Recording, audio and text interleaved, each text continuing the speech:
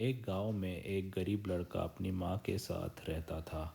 वे लोग बहुत ही गरीब थे और वे भगवान श्री कृष्ण की भक्ति किया करते थे।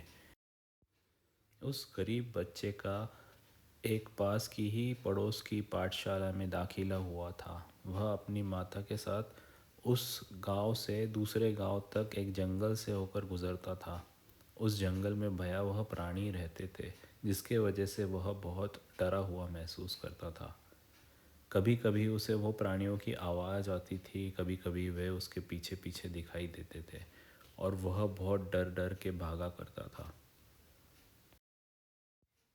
एक दिन वह इतना डर गया कि वह रोता बिलखता अपने घर पर वापस आया और अपनी माँ से कहने लगा, हे माँ, मैं आज से पाठशाला नहीं जाऊँगा। तो उसकी माँ ने पूछा, क्या हुआ बेटा, क्यों नहीं जाना चाहते तुम पाठशाला? तो वह रो रो के उसे बताने लगा कि माँ, जब भी मैं जंगल से पाठशाला के लिए जाता हूँ तो मार्ग में बहुत सारे जंगली जानवर मुझे डराते हैं। उनको देखकर मैं बहुत ज़्यादा डर जाता हूँ।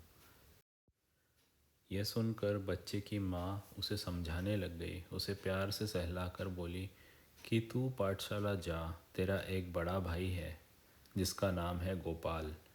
तू जब भी जाएगा तो तू उसे आवाज़ देना और वह तुझे पाठशाला लेकर जाएगा अपने साथ। गरीब बच्चे ने ठीक वैसा ही किया। जैसे ही जंगल शुरू हुआ उसने आवाज़ लगाई, गोपाल, हे गोपाल, गोपाल भैया, ओ गोपाल भैया।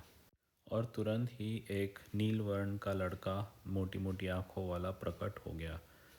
उसे पाठशाला छोड़ भी दिया और लेकर भी आ गया। बच्चा बहुत खुश था। उसने घर आकर अपनी सारी बातें माँ को बताई। लड़के की माँ के आंखों में आंसू आ गए, क्योंकि वह जान गई कि ये कोई और नहीं, स्वयं भगवान श्री कृष्ण जगन्नाथ थे। यह सिलसिला काफ़ी दिनों तक चलता रहा और बच्चे को रोज़ गोपाल पाठशाला में छोड़ते और लेकर आते। एक दिन गुरु पूर्णिमा के दिन ऐसा हुआ कि गुरु जी ने कहा कि कल गुरु पूर्णिमा है और सभी बच्चों को गुरु दक्षिणा देनी होगी। गरीब बच्चा बहुत दुखी हो गया, क्योंकि उसके पास न धन था न गुरु जी को देने के लिए कुछ। उसने यह बात गोपाल को बताई। तो गोपाल ने उसे एक कटोरा दिया जिसके अंदर दही था और कहा कि यह तुम अपने गुरु जी को दे दो।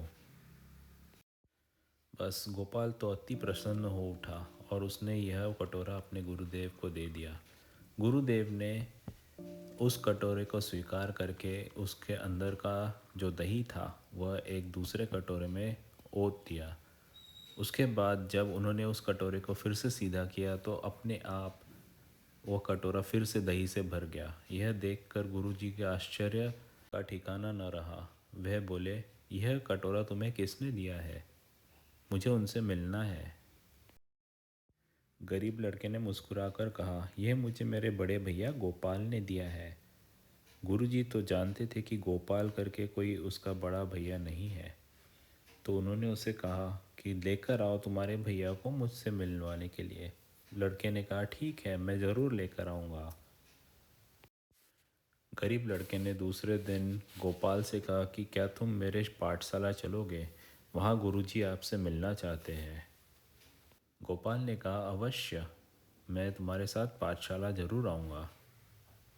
पाठशाला पहुंचकर गरीब लड़के ने अपने गुरु से कहा कि मेरे भाई आए हैं, आप उनसे मिल सकते हैं। परंतु एक आकाशवाणी हुई जिसमें गोपाल कहते हैं कि मैं तुम्हें दिखता हूँ क्योंकि तुम्हारा मन स्वच्छ है, निर्मल है, बाकी अन्य लोगों को नहीं दिखता। अन्य लोग केवल मेरा आवाज़ सुन सकेंगे और वे जान सकेंगे कि मैं सच में तुम्हारा बड़ा भाई हूँ। ये सुनकर गुरुजी और अन्य छात्रों की आंखों से अश्रु बहने लगे। गोपाल के प्रति उनका आदर और प्रेम बढ़ गया।